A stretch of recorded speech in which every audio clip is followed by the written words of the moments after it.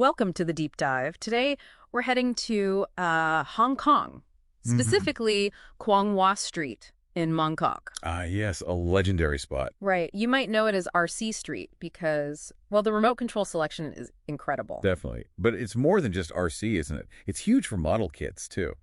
Model Street, some might say. Exactly. And even airsoft people call it Gun Street. Yeah. So it's really this amazing kind of intense hub for all sorts of hobbyists. Yeah, the atmosphere is something else. It's bustling, maybe a little chaotic. Totally. It's not like your typical polished shopping mall at all. No, definitely not. It's dense, loads of independent shops crammed together. You feel like you're on a treasure hunt, digging through things.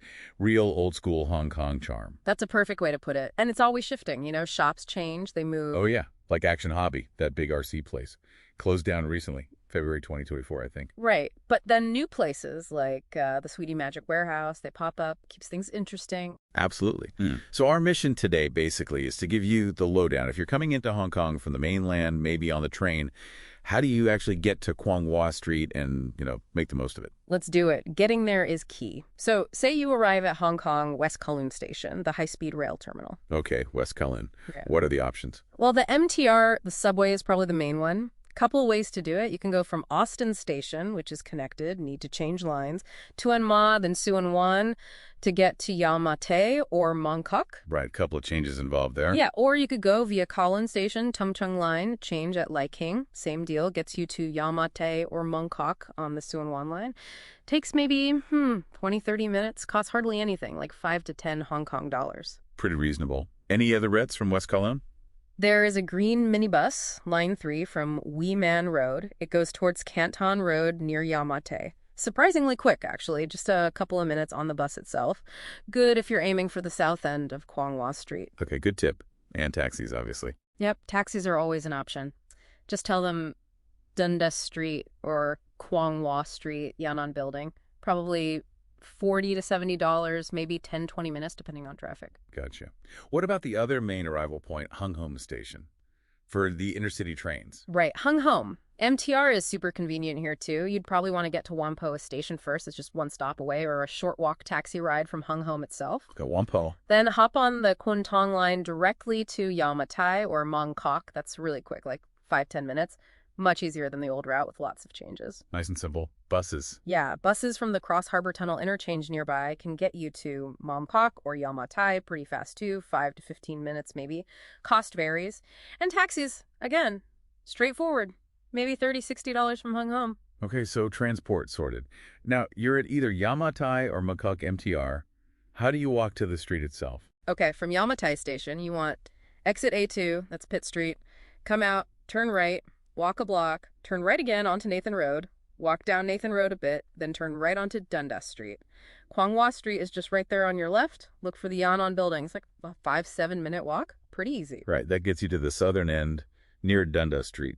What about from Mongkok Station? Mongkok, exit E2 is good. That's the Bank Center exit. Walk south, down Nathan Road, so away from Argyle Street.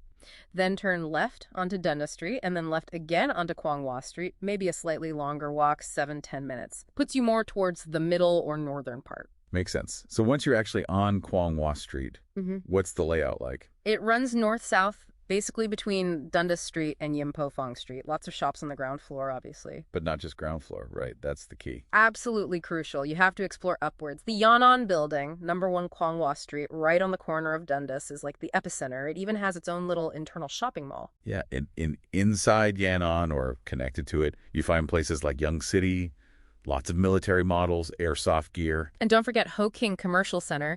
It's technically on Fa Yuen Street, which runs parallel, but you can often access it or it feels connected.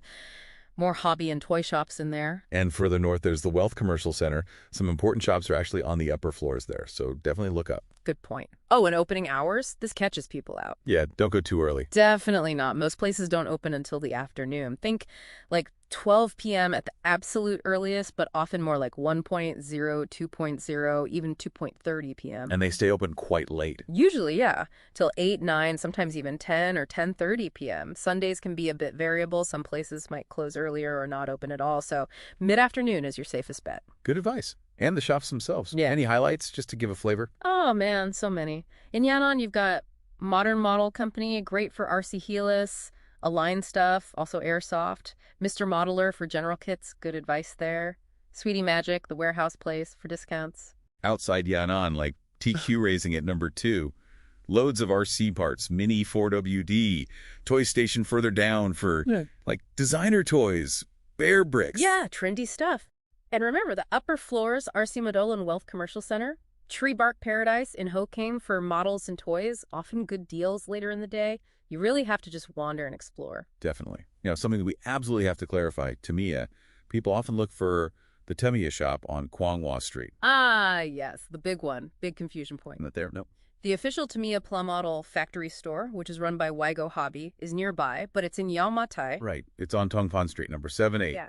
Very close to Yamatai MTR exit A2, actually. Exactly, and that's where you find the full official range models, RC, Mini 4WD, paints, tools, everything Tamiya. How far is that walk from Kwanghwa Street? It's not far at all, maybe 5-10 minutes. Head west on Dundas Street back towards Nathan Road, then turn south down Temple Street or Shanghai Street, and Tomfong Street is just tucked in there, between Waterloo Road and Public Square Street, or just navigate from Yamatai A2 if you prefer.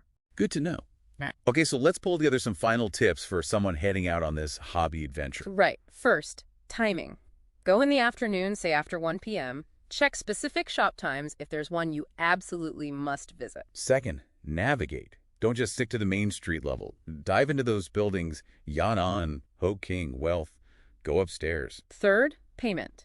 Cash is king, especially in the smaller spots. Carry some Hong Kong dollars. Bigger stores might take cards, but don't rely on it everywhere. Fourth, online versus offline. Some shops like ArcMart or TQ Racing have websites. You can check stock, maybe prices. But sometimes the in-store price or finding something unexpected is better. Embrace the treasure hunt. That's tip 5. You can find rare stuff, discontinued kits. Compare prices between shops if you have time. And finally, stay updated. It's a dynamic scene, like we said. Shops change.